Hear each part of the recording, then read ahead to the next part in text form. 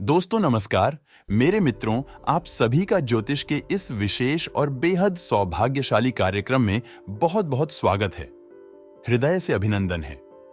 हम आपको डराना नहीं चाहते हैं, लेकिन यह चेतावनी देते हैं कि जितनी जल्दी हो सके उतनी जल्दी बंद कर दो ये 5 काम। जी हाँ दोस्तों, क्योंकि आपके जीवन में जितनी भी परेशानियां हैं, जितने भी कष्ट हैं, उन परेशानियों में कहीं ना कहीं इन 5 कामों का बहुत बड़ा योगदान है और आप जाने अनजाने इन 5 गलतियों को लगातार दोहराते चले जा रही है, जिसकी वजह से आपके ऊपर किसी भी प्रकार की दैवीय कृपा अपना सकारात्मक प्रभाव नहीं छोड़ पा रही है।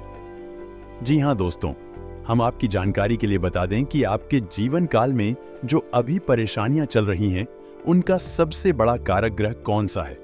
हालांकि हम अपने पिछले वीडियोस में भी इस विषय पर बात कर चुके हैं और किसी विषय को हम आगे बढ़ाएंगे, लेकिन इससे पहले हम आपको 5 ऐसी गलतियां बताना चाहेंगे जिन्हें आपको भूलकर भी नहीं दोहराना है, अन्यथा आपके जीवन में कभी कोई सकारात्मक बदलाव आएगा ही नहीं, क्योंकि जाने अनजाने आप स्वयं ही अपने आसपास के वातावरण में नकारात्मकता को भरते जा रहे हैं।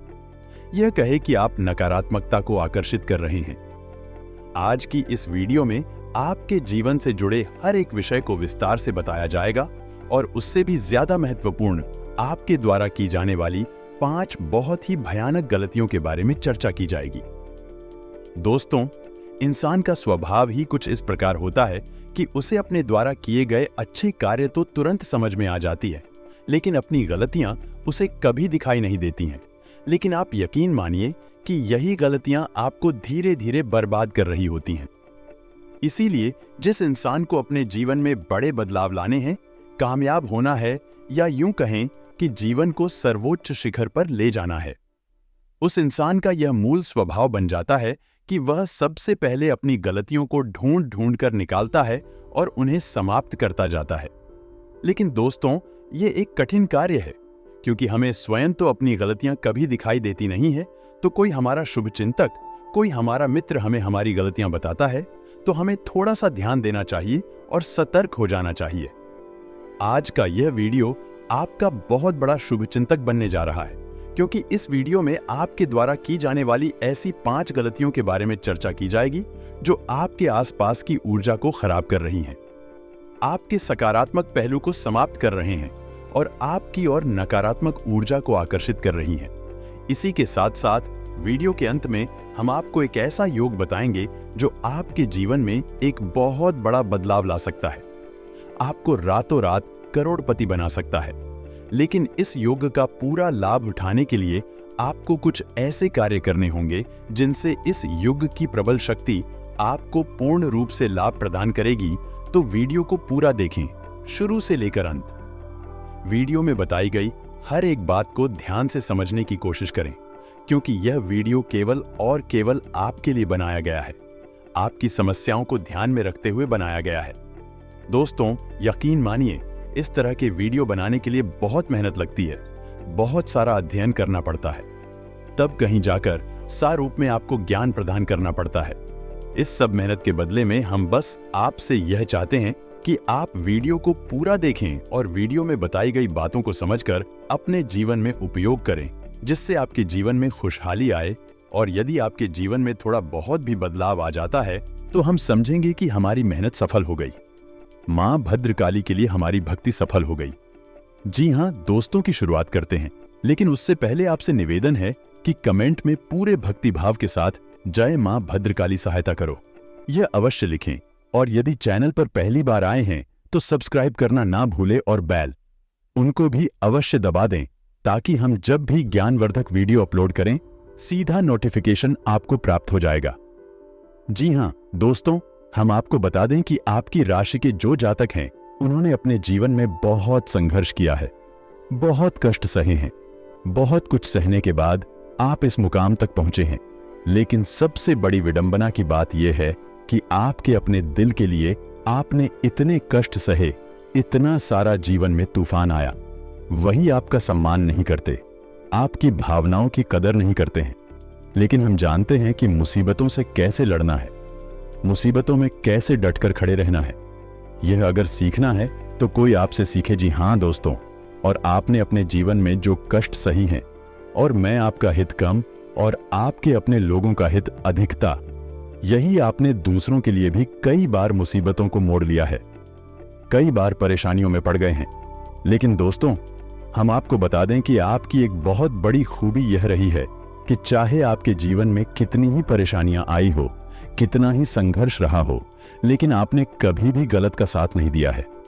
जी हां दोस्तों, ना तो आपने कोई अन्याय या अनुचित अपने जीवन में कभी किया है और ना ही किसी गलत कार्य का साथ दिया है। शायद इसी वजह से ईश्वर आपसे हमेशा प्रसन्न रहती है।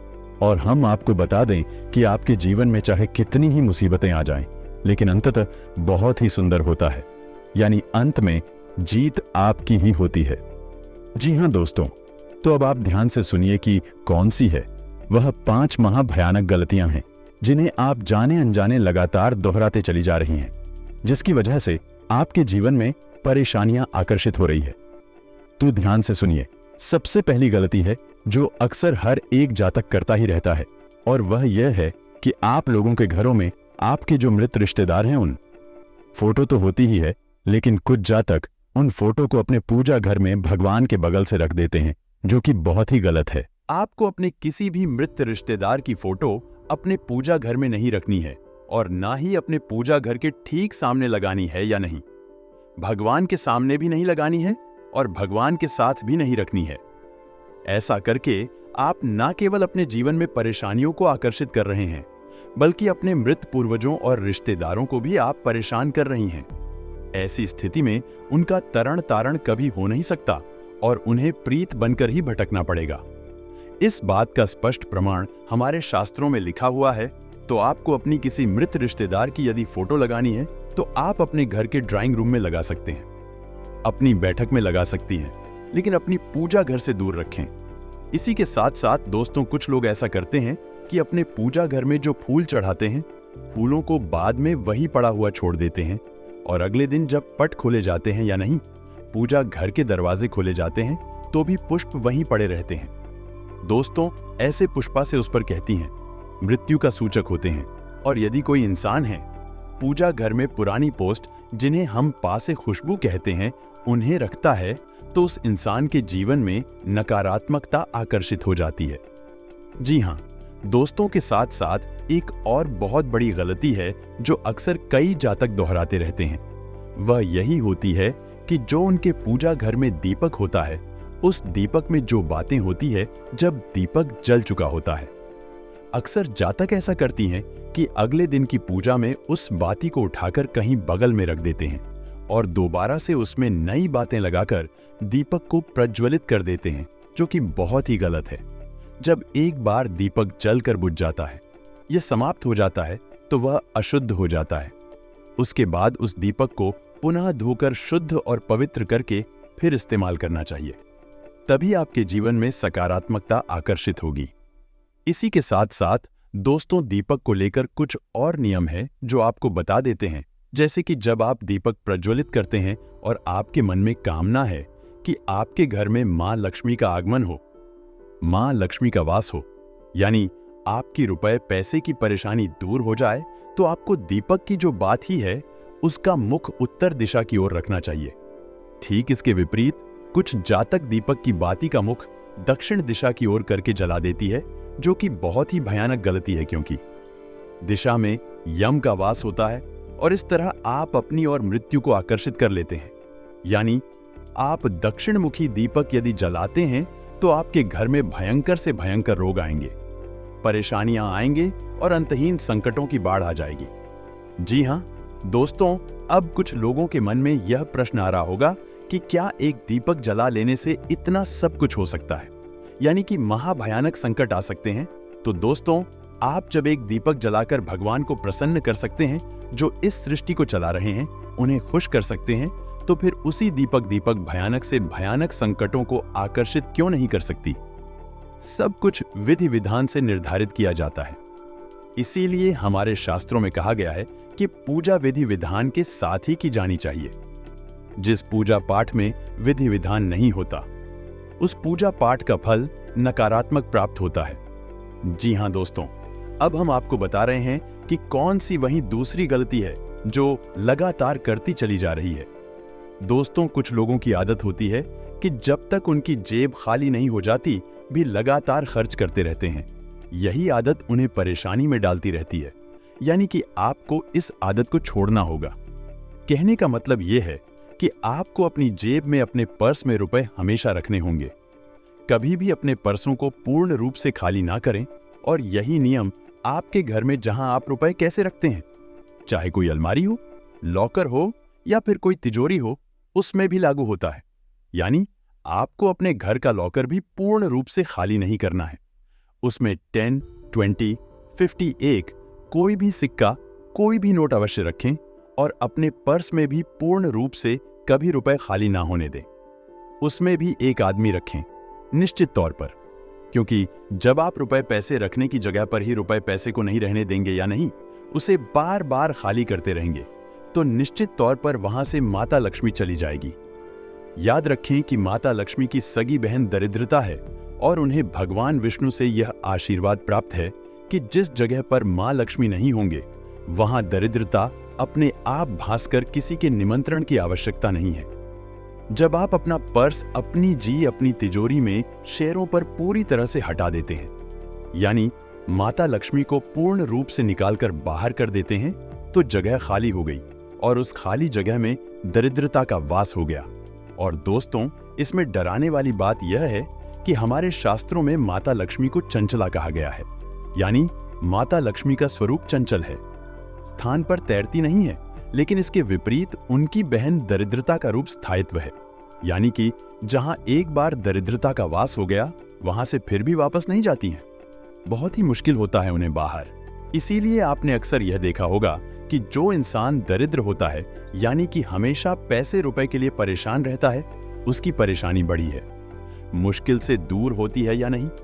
रुपए पैसे की आवक उसके पास बड़ी मुश्किल से शुरू होती है, क्योंकि जिसके जीवन में दरिद्रता का वास हो गया, बड़ी मुश्किल से बड़ी ही परेशानियों के साथ दरिद्रता उसका पीछा छोड़ दी है।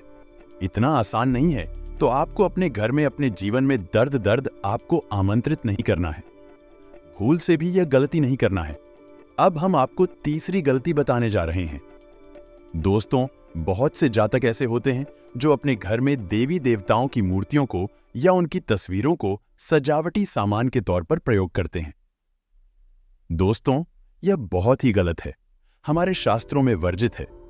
अब बहुत से जातक एक और बहुत बड़ी गलती कर जाती हैं। टीवी गणेश जी की मूर्ति या फिर फोटो को अपने घर के दरवाजे पर लगवा देते हैं। दोस्तों, अब आप समझने की गलती क्या है कि आपने अपने घर दरवाजे पर, यानी बाहर की ओर मुख करके गणेश जी की एक फोटो या फिर मूर्ति लगवा दी।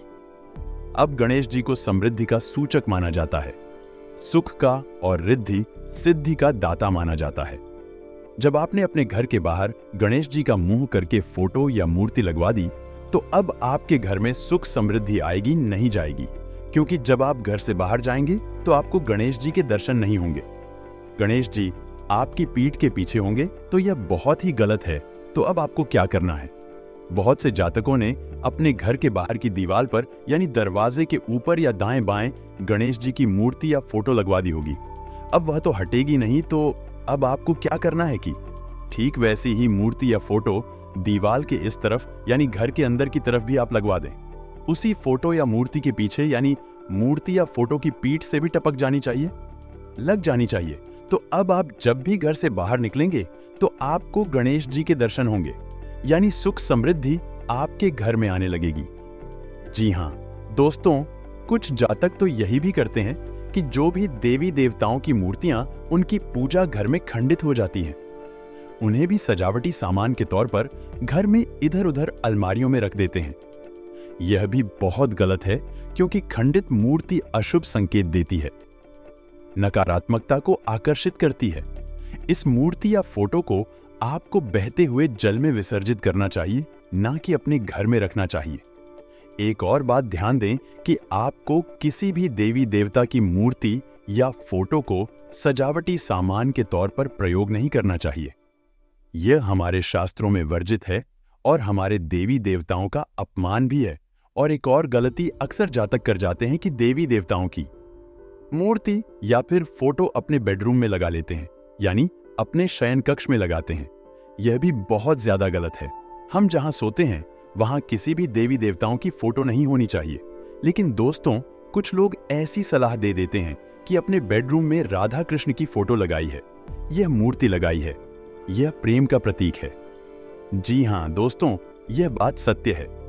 देवी देवताओं की तू राधा कृष्ण भी आते हैं तो हम आपको यह सलाह देंगे कि आप राधा कृष्ण की फोटो लगाने के बजाय मोर पंख या बांसुरी की फोटो अपने बेडरूम में लगाइए, क्योंकि यही भी भगवान श्री कृष्ण और राधा का प्रतीक है और प्रेम का प्रतीक है।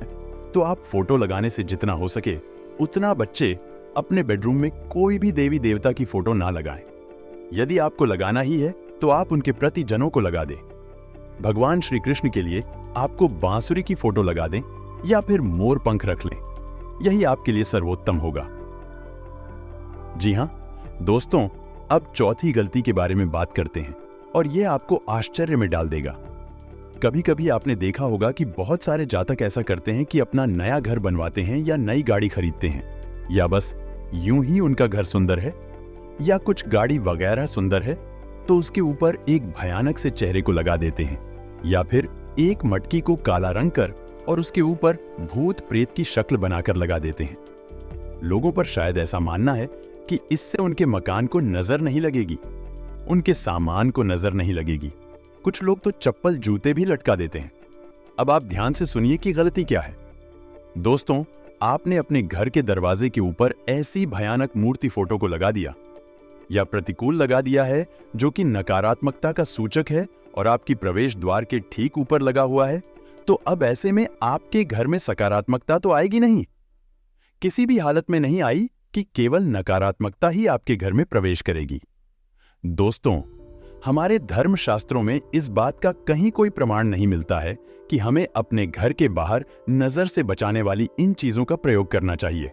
यह रिवाज, यह प्रचलन पता नहीं कहां से शुरू हो गया।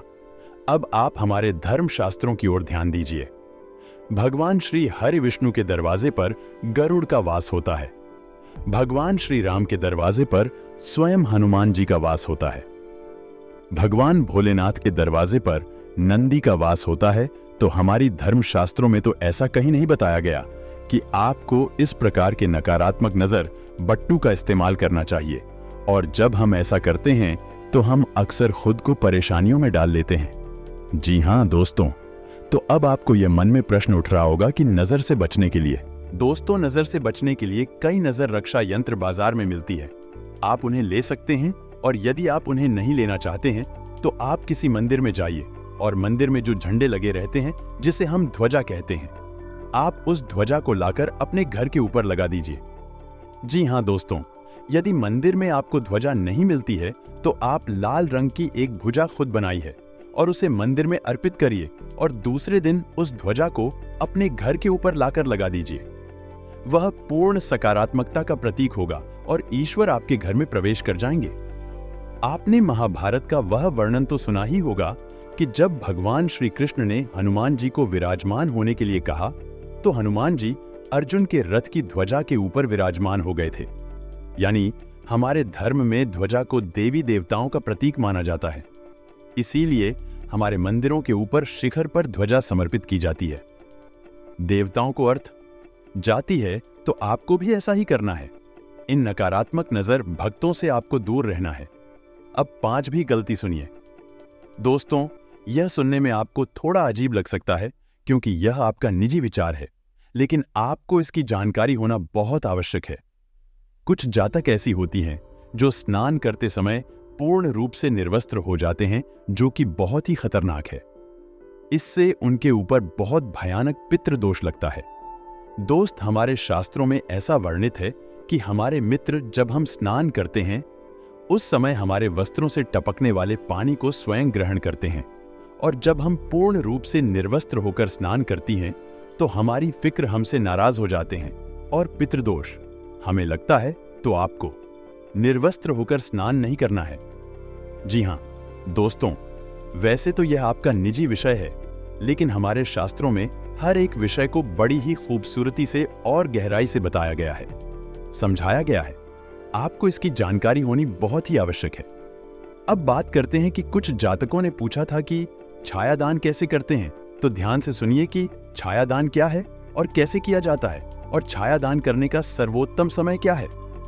दोस्तों, आपको छायादान सूर्यास्त के बाद ही करना चाहिए, क्योंकि वह है छाया काल ही माना जाता है।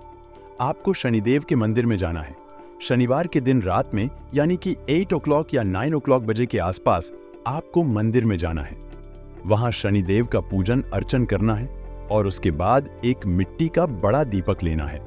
जब आपकी पूजा समाप्त हो जाए तब आपको उस मिट्टी के दीपक में तेल भर लेना है।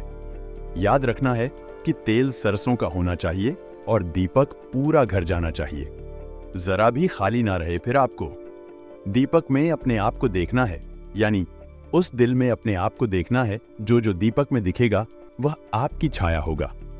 जी हां दोस्तों, और वही छाया आपको शनिदेव को अर्पित कर, अब आपको जब वह छाया दिखाई दे तो थोड़ी देर उसे देखने के बाद वह दीपक शनिदेव के सामने रख दें और उसके ठीक बाद तुरंत मुड़कर अपने घर वापस आ जाएं।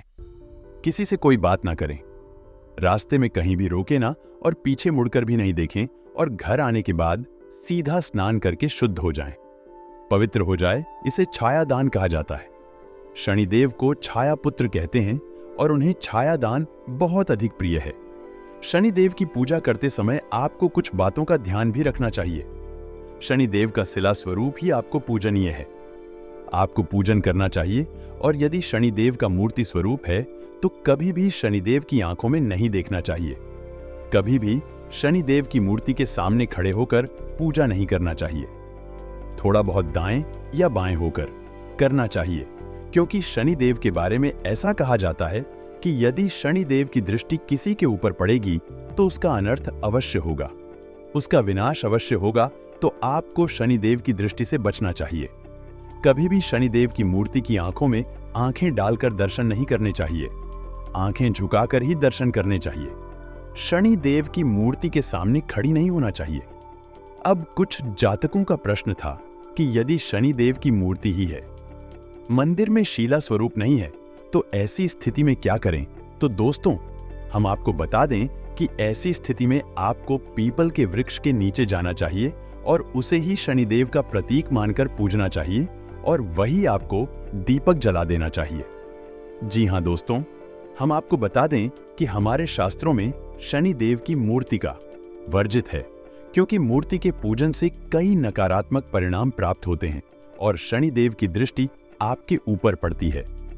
शनिदेव की मूर्ति के विषय में यही भी वर्णन मिलता है कि हमें कभी भी अपने घर में शनिदेव की मूर्ति नहीं रखनी चाहिए, ना ही शनिदेव से जुड़ा कोई प्रतीक रखना चाहिए, यानी शिला स्वरूप हो चाहे मूर्ति स्वरूप हो, हमें अपने घर में नहीं रखना चाहिए। और ना केवल शनि देओल, बल्कि कई और ऐसी मूर्तियां हैं जिन्हें भूले से भी हमें अपने घर में नहीं रखना चाहिए, वरना हमारा बहुत बड़ा अनर्थ हो जाता है। यहां तक कि हम मृत्यु तक को आकर्षित कर लेते हैं। लेकिन इस विषय पर हम आपको किसी और वीडियो में बताएंगे। आपको इस विषय पर वीडियो चाहिए तो आप कमेंट करके हमें बताएं। हम आपके लिए पूर्ण जानकारी से भरपूर एक विस्तृत वीडियो इस विषय पर भी बना देंगे। दोस्तों, 33 करोड़ देवी देवता ने दिया। यह गुप्त संदेश महामूर्ख होगा जिसने आज के इस वीडियो को नहीं देखा। एक नहीं, दो नहीं, तीन नहीं, बल्कि पूरे 33 करोड़ देवी देवताओं ने आपको भेज दिया है। यह गुप्त संदेश और आज के इस वीडियो को बिल्कुल हल्के में लेने की भूल मत करिएगा, क्योंकि इस वीडियो में बताया गया सभी जानकारी आपके लिए हीरे मोती के समान होने वाला है। दोस्तों, अब आपके सारे सपने सच होने वाले हैं, जिन्हें देखकर आपकी खुशी की आंखों से आंसू नहीं रुकेंगे। दोस्तों, आपको अपने ही आंखों पर यकीन नहीं होगा जो घटना आपके सामने होगी। दोस्तों, आप सभी को जानकारी के लिए बता दें कि अब आपका बहुत ही अच्छा दिन शुरू होने वाला है। आपको मिले हैं 4 बड़े गुप्त संदेश। इसके बारे में हम आपको बताने वाले हैं। दोस्तों, आपका पिछला जो समय रहा है वह आपके लिए बहुत ही मुश्किलों से भरा रहा है। अपने जीवन में बहुत ही कष्ट सहे दोस्तों, आपने गरीबी में बहुत ही दिन बीते हैं। तो दोस्तों, आपको बता दें कि यह जो 33 करोड़ देवी देवताओं ने आपके लिए यह गुप्त संदेश भेजा है, उसे जानकर आप खुशी से नाचे लगेंगे। जिससे आपके ऊपर 33 करोड़ शक्तिशाली देवी और देवताओं का विशेष कृपा प्राप्त हो जाएगा। और इसी के साथ दोस्तों, भगवान एक मौका सबको देता है और यह दिन घटना आपका बेसब्री से आज इंतजार कर रहा है। बिल्कुल अकेले में ही देखें, क्योंकि बहुत बड़ी गुप्त खबर दोस्तों, जानकारी के लिए आपको हम बताना चाहेंगे कि तुम्हारा नाम का लॉटरी लग गई है। कुछ ऐसा कुछ संदेश है और मित्रों, आज शाम के बाद से यह संकेत, यह घटना आपके पूरे जिंदगी बदल कर रखेगी। जी हां, मजाक ना समझे, भगवान ने अपनी चाल को चलना प्रारंभ कर चुका है और आपकी कुंडली में नए नए योग का निर्माण भी हो चुका है। अब आपकी जिंदगी में खुशियों का संसार छाएगा। जी हां दोस्तों, खुश हो जाओ, क्योंकि आपसे जलने वालों का मुंह खुला का खुला रह जाएगा। जी हां दोस्तों, आज शाम का समय में अचानक शेर से भी ज्यादा दहाड़ेगी आपकी किस्मत। जी हां दोस्तों, भगवान जब भी देता है, छप्पर फाड़ देते हैं और हर एक मनुष्य को एक मौका देता है अपने जीवन में अमीर बनने के लिए। और हां, आपका नसीब भले ही चमकते में देर लगी, परंतु दोस्तों, अब आप खुश रहिए और अपनों के साथ खुशियां मनाएं। जी हां दोस्तों, क्योंकि यह समय ग्रह गोचर का सीधा इशारा है कि यह घटना के कारण आपका किस्मत अब अचानक से बदलेगा। संदेश के बारे में किसी को भी कानों का खबर नहीं लगनी चाहिए, नहीं तो जो खुशी आपको प्राप्त होने वाली है वह खुशी आपको नहीं मिलेगी। पिछले समय में भी आपके जीवन में कुछ ऐसी ही बातें हुई है, जिस चीज में लगता है कि आपका कोई बाधा नहीं आएंगे और आपके जीवन में खुशियां होगी और आप लोगों को बताने। इन बातों को, अपनी खुशियों को आप अपने तक नहीं रखते हैं, तब से अपने मन में, अपने दिल में चल रही बातों को बता जाते हैं। भावनाओं में आकर उनके सामने अपना बातें खोलते हैं।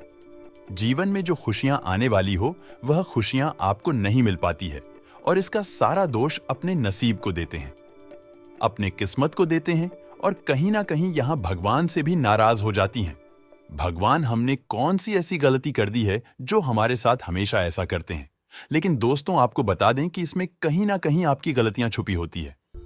दोस्तों, जब आप किसी को अपने बनी बनाई कार्यों के बारे में बताते हैं कि अब आपके जीवन में इतना बड़ा कार्य पूरा होने वाला है, तो इस दौरान वह व्यक्ति आपकी खुशियों पर ऐसी बुरी नजर लगता है कि आपके जीवन में खुशियां ही दूर चली जाती हैं। जी हां दोस्तों, आपकी किस्मत में ही खोट हो जाता है, जिसके चलते आपको वह सुख नहीं मिलता है जिसके आप हकदार हैं। लेकिन दोस्तों, अब जो गुप्त संदेश के बारे में हम आपको बताने जा रहे हैं, उसके बारे में किसी को भी मत बताइएगा, नहीं तो फिर से आपकी किस्मत में खोट हो जाएगा और आपको यह चीज मिलेगा नहीं। ईश्वर के द्वारा भेजा गया यह गुप्त संदेश केवल और केवल आप तक ही सीमित रहना चाहिए, क्योंकि पहले से ही आप अपने जीवन में किसी बात को लेकर बहुत ही ज्यादा दुखी, ज्यादा परेशान चल रहे हैं और आप बस यही चाहते हैं कि वह परेशानी आपके जीवन से जल्द ही समाप्त हो जाए। दोस्तों, अपने जीवन में बहुत ही दुख देखा, बहुत बड़ी बड़ी परेशानियों का आपने सामना किया है। दोस्तों, आपने जितना दुख देखा है उतना शायद ही किसी ने देखा होगा। परेशान होते हैं, उसके दौरान आपके आसपास कोई नहीं होता है जो आपकी मदद कर सके और आप अकेले पड़कर बहुत ही ज्यादा दुखी हो जाते हैं।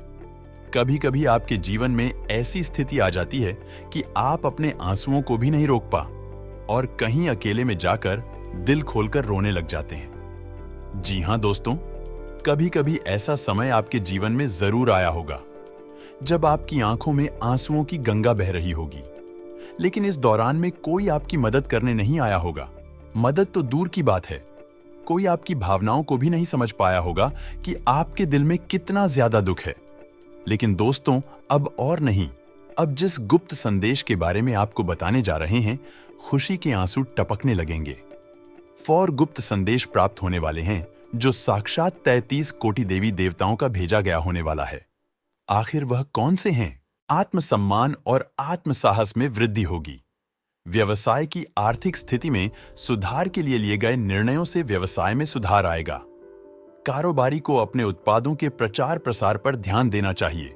वहीं दूसरी ओर व्यापार विस्तार में परिवार और आसपास के लोगों का पूरा सहयोग मिलेगा। कार्यस्थल पर वरिष्ठों की मदद से आपके काम पूरे होंगे। बिजनेस में आपके कुछ गलत फैसलों का खामियाजा आपको भुगतना पड़ेगा। कार्यस्थल पर आप अपना काम समय पर पूरा नहीं कर पाएंगे। नौकरी पेशा जातक की नौकरी को लेकर चिंताएं बढ़ सकती हैं। साथ ही आपके मन में कुछ अज्ञात भय भी सता सकता है। सामाजिक और राजनीतिक स्तर पर जन सहयोग न मिलने से आपके काम अटक सकते हैं। रियल एस्टेट कारोबार में लोन की मंजूरी मिलने से धन संबंधी परेशानियां दूर हो जाएंगी। बिजनेसमैन को पुराने ग्राहकों के साथ अच्छा तालमेल बनाना होगा, अन्यथा वे नाराज हो सकते हैं। कार्यस्थल पर आपके आत्मविश्वास का स्तर शीर्ष पर रहेगा। हल्का बुखार आपके लिए परेशानी का कारण बन सकता है। कारोबार में उतार चढ़ाव वाली स्थितियां आपके लिए चिंता का विषय बनेंगी। व्यापार में स्थितियों को मजबूत करने के लिए आपको कड़ी मेहनत करनी होगी, तभी व्यापार में प्रगति संभव होगी। नौकरी पेशा व्यक्ति का ऑफिशियल कार्य समय पर पूरा न होने से आपको तनाव महसूस हो सकता है। बिजनेस में उचित योजना के साथ किए गए काम से आप संतुष्ट रहेंगे। बिजनेसमैन को पार्टनरशिप बिजनेस में लाभ मिलेगा।